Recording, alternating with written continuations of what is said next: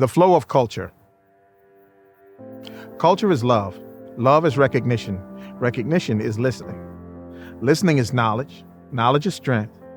Strength is culture. Culture is love. The foods we eat because we love them. The clothes we wear because we love them. Our shared hobbies, art, vernacular, and rituals are not arbitrary endeavors. They are the activities and expressions dearest to our hearts.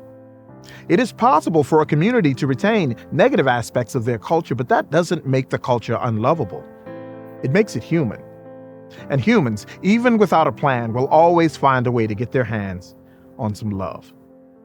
Love is recognition. I see color. Therefore, I can help preserve it when others try to erase it from the landscape, or displace it, or miseducate it, or rob it, or ignore it, as if refusing to see it were some noble gesture and not an evasive maneuver. This poem was written on the indigenous land of the Choctaw tribe, long after their tearful trek to the north, long after commerce altered the land beyond recognition. Recognition is listening. I see, therefore I hear. We are the speakers of a trillion hurricane stories, spoken with a morbid pride of our survival. Gallows humor sewn into quilts, oral obituaries shared in remembrance of humans, homes, livelihoods, and dreams. To hear us talk, government planners might presume we've acquired a taste for disruption. They might warn us that our children are listening. Our stories are how we preserve our reality. We've made sure that our children are listening. Listening is knowledge. There's no step in the scientific method called go ask mama and papa, but there should be. You know how brilliant you gotta be to keep generations of family from killing each other? To keep generations of family from starving? What is coastal land loss compared to managing crazy in-laws? What is marsh creation compared to a layoff right before Christmas?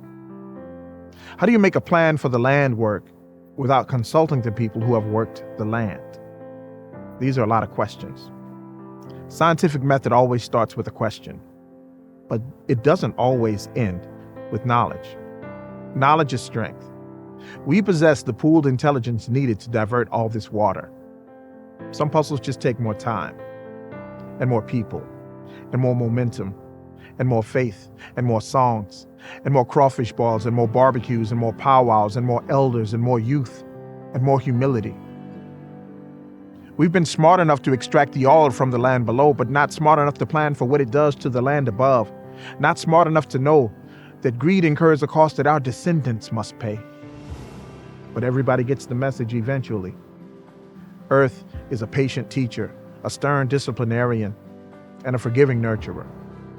I don't know how many conversations we are away from ending our climate crisis, but I hope we keep running up the numbers. In numbers, they say, there is strength.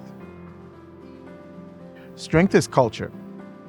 Of the 60,000 indigenous peoples who walked the Trail of Tears, it is estimated that between 14 and 17,000 died along the way from exposure, disease, and starvation.